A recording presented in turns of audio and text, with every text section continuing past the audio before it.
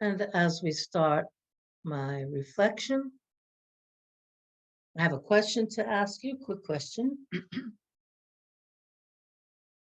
How many people here consider themselves to be creative people? Just raise your hands. Let me just take a look. Yeah, we have a very creative congregation.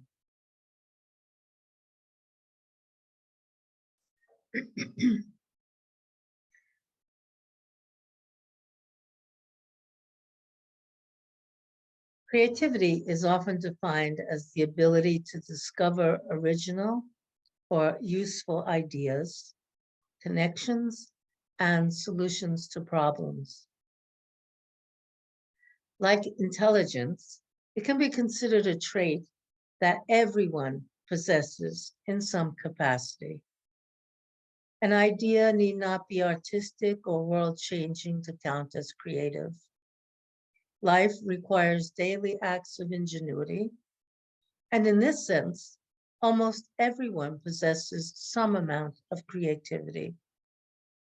It's not just your ability to draw a picture or design a product.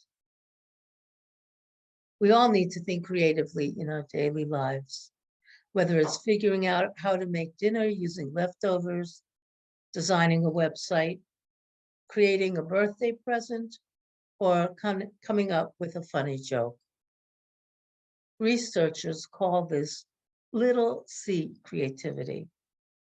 At the other end of the range is big C creativity, something grand and inspiring, such as creating a beautiful painting, designing an innovative company, writing a speech, composing a poem, or designing a scientific experiment. Being creative has been a defining characteristic of the human spirit since the beginning of time. Our natural predisposition towards creativity can be traced back to prehistoric cave drawings and ancient stories and myths. Mankind has always been driven to create through song, art, storytelling, or innovation. Civilization as we know it wouldn't be possible without creativity.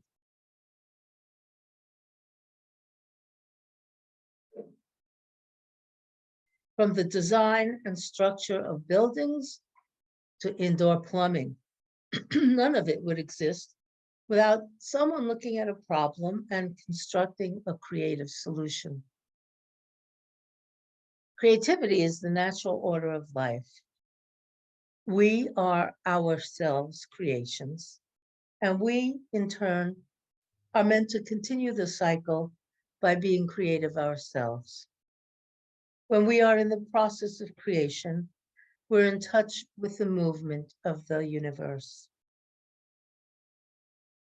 When we open ourselves to our creativity, we open ourselves to the divine creativity within us and within our lives. It doesn't matter which way you think of it, creativity leading to spirituality or spirituality leading to creativity. Creativity is God's gift to us. Using our creativity is our gift back to God. Julia Cameron, in her book, The Artist's Way, says, as we unblock our creative pathways, we change. And the universe furthers and expands that change. It's a little like opening the gate at the top of a field irrigation system. Once we remove the blocks, the flow moves in. Pete Mondrian said, quote, the position of the artist is humble. He's essentially a channel, end quote. And in the words of William Blake, I myself do nothing. The Holy Spirit accomplishes all through me. Ms. Cameron calls creativity spiritual electricity. Think of the universe as a vast electrical sea in which we are immersed and from which we are formed. Opening to our creativity changes us from something bobbing in that sea to a more fully functioning, more conscious, more cooperative part of the system. As we are creative beings, our lives become our work of art. Being creative is physical, complex, repetitive, therapeutic, calming, joyful, and transcendent. It involves all your senses, and this is true for all creative endeavors. Thinking about creativity in a more scientific way, psychology and neuroscience researchers at Harvard suggest that creativity involves a complex interplay between spontaneous and controlled thinking. The ability to both spontaneously brainstorm ideas and deliberately evaluate them to determine whether they'll work. They theorize that a person's creative thinking ability can be explained in part by a connection between three brain networks. In the study, participants completed a classic test of divergent thinking called the alternate uses task, which asks people to think of new and unusual uses for objects. In our improv class, we did a game where we did the same thing. Our teacher gave us an object and we had to think about some alternate way of using it. So in this study, as the participants completed the test, they underwent MRI scans.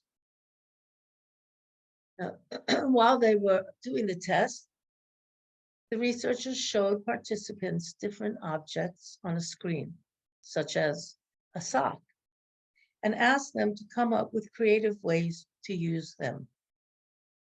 Some ideas were more creative than others. One participant suggested using the sock to warm your feet, the common use for a sock, while another suggested using it as a water filtration system.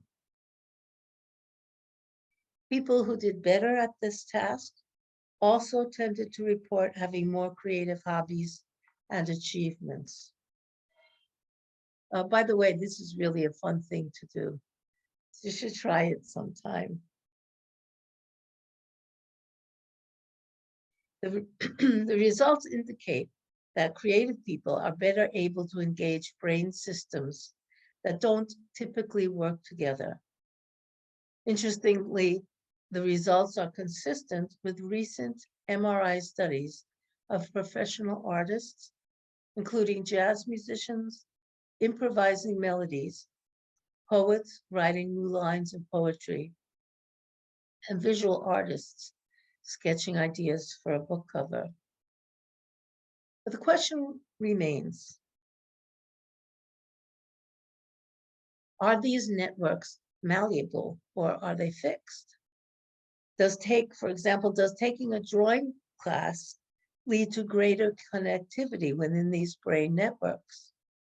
Is it possible to boost general creative thinking ability? English professor Angus Fletcher, member of the Ohio State University's Project Narrative, thinks it is. He developed narrative theory, which helps people be creative and recognizes that we are all creative. He says, we as a society radically undervalue the creativity of kids and many others because we are obsessed with the idea that some people are more creative than others. The narrative method of training for creativity uses many of the techniques that writers use to create stories. One is to develop new worlds in your mind. For example, Susan Feldman, she has this whole world in her book. And I said, how did she come up with that? So the example that they gave, they didn't use Susan Feldman as an example. The example that they gave was employees at a company might be asked to think about their most unusual customer, then imagine a world in which all their customers were like that. How would that change their business? What would they have to do to survive? Another technique is perspective shifting. An executive at a company might be asked to answer a problem by thinking like another member of their team. Creativity isn't about guessing the future correctly. It's about making yourself open to imagining radically different possibilities. When you do that, you can respond more quickly to the changes that do occur. Fletcher noted that the narrative approach of training creativity through telling stories resembles how young children are creative. And research shows that young children are more imaginatively creative than adults. But the ability of children to perform creative tasks drops off after 4 or 5 years of schooling. Isn't that a shame? That's when children begin intensive, logical, semantic, and memory training. The narrative approach to creativity can help people unlock the creativity they may have stopped using as they progress, as they progress through school. Fletcher said, teaching creativity is one of the most useful things you can do in the world because it's just coming up with new solutions to solve problems. There appears to be another reason why we are all creative. After performing a series of neurological experiments, researchers at Drexel University determined that creative aha moments initiate the same activity in some people's brain reward center as delicious food, addictive substances, and sexual pleasure. Well, that must be why we are all creative. Everybody raised their hands at the beginning of this service. The researchers concluded that humans' brains evolved to reward creativity. In other words, it feels good to be creative. Many of us have experienced that wave of happiness when we finish a painting or a puzzle, solve a confusing math problem, write a few lines of poetry, or create a new riff on the guitar, or bake another pie. That's for Arlene. Our brains reward us for thinking outside the box. For example, at our Board of Trustees meeting this week, Arlene brought over, guess what? Can you guess? A pie. But it was a blueberry strawberry pie. She was thinking out of the box, and I'm sure she got a lot of pleasure from that. Some people need to tap into that creative place to feel alive more than others. My friends Cassandra and Judy Bellini are the ultimate artists, and their work is incredible. I started my creative life as a singer in elementary school. My friend and I sang in the school talent show while she accompanied us on the guitar. This was the first time that I experienced myself as a creative person. The enjoyment of singing and the applause were intoxicating. So I continued singing in junior high school choirs, in high school choirs, and in plays. And I sang in an octet at my high school graduation. When I was a music counselor at a day camp, told the campers that my middle name was The. Now, you know, my maiden name was Singer. So I was Debbie the Singer. They were, well, it makes sense. And they were all very disappointed that their names did not. I also found out that I could act when I was in high school. We read Shakespeare aloud in English class. Listening to the other students muddle through the readings, I would cringe and think, oh, no, that's not right. I heard a voice in my head reciting the words like Laurence Olivier. Now that's a joke. But I instinctively knew I could act. And Miss Cohn, my English teacher, agreed and encouraged me. I started acting in high school plays, which led me to major in theater in college, get a Best Actress award in a course I took in Ireland, then finally to be part of a semi-professional theater company for 10 years, while teaching English, learning how to paint, and writing and publishing 3 textbook series. When I was teaching, I always made sure that I included some creative aspects in my lessons, and I always did something besides teaching that was creative for myself. Now I paint watercolors. So do I see myself as, I do see myself as a creative person, but I don't feel comfortable calling myself an artist, as my artist group cohorts know very well. Many of us seem to have a misconception of the word artist. I do. We think we have to be a Monet, a Mozart, or an Alvin Ailey to call ourselves artists. But it is not too egotistical to call ourselves artists and to work on our creativity.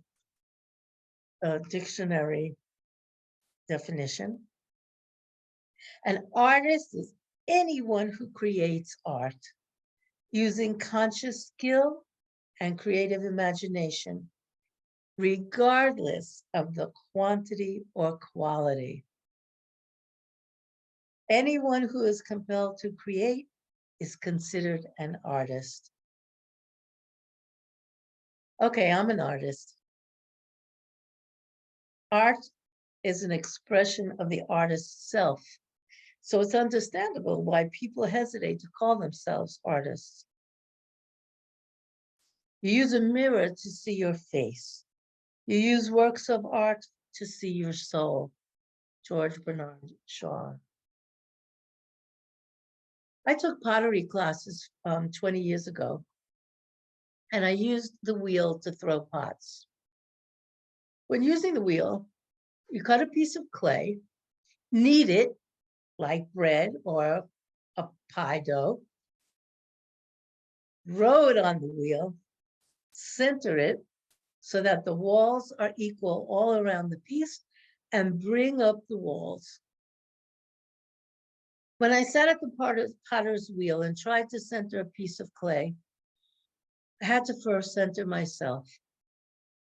When I first started working on the wheel, my mind was scattered and the results were dismal. A lot of very ordinary pots, if I was lucky to get any at all. Then I realized that I had to put my complete concentration into the clay, to be completely present in the moment and to feel the clay between my fingers. I had to empty my mind of everything else and get into a meditative state. My mind quieted and nothing else existed except me and the clay. The Zen mind is the empty mind. And once I started doing that, I was able to center the clay, and I got some better pots. Sometimes, like Mondrian and Blake, I felt as though I were channeling some creative force. I saw the lump of clay and thought that its true nature was hidden within it, and it was my responsibility to discover it. Jackson Pollock said of his experience, "The painting has a life of its own. I tried to let it come through. There have been a few paintings that I looked at when they were done, and I thought, did I do that? I was so immersed in the painting that I wasn't aware that I was painting. Mihai Csikszentmihalyi was a Hungarian psychologist. He recognized and named the concept of flow, a highly focused mental state. Through research, Csikszentmihalyi began to understand that people were their most creative, productive, and happy when they were in a state of flow. He interviewed athletes, musicians, and artists because he wanted to know when they experienced optimal performance levels and how they felt during these experiences. Csikszentmihalyi developed the term flow state because many of the people he interviewed described their optimal states of performance as instances when their work simply flowed out of them without much effort. In Csikszentmihalyi's words, flow is a state in which people are so involved in an activity that nothing else seems to matter. The experience is so enjoyable that people will continue to do it even at great cost for the sheer sake of doing it. When individuals become embroiled in a creative activity, they find it difficult to stop.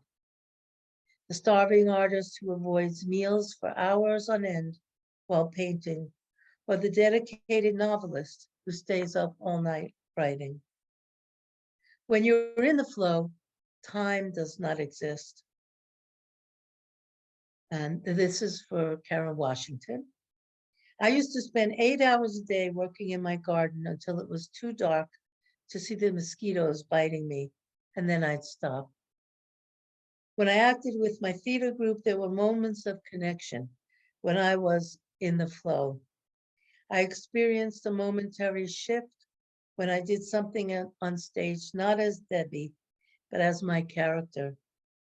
I felt connected to a greater force, the loss of myself and the absence of time.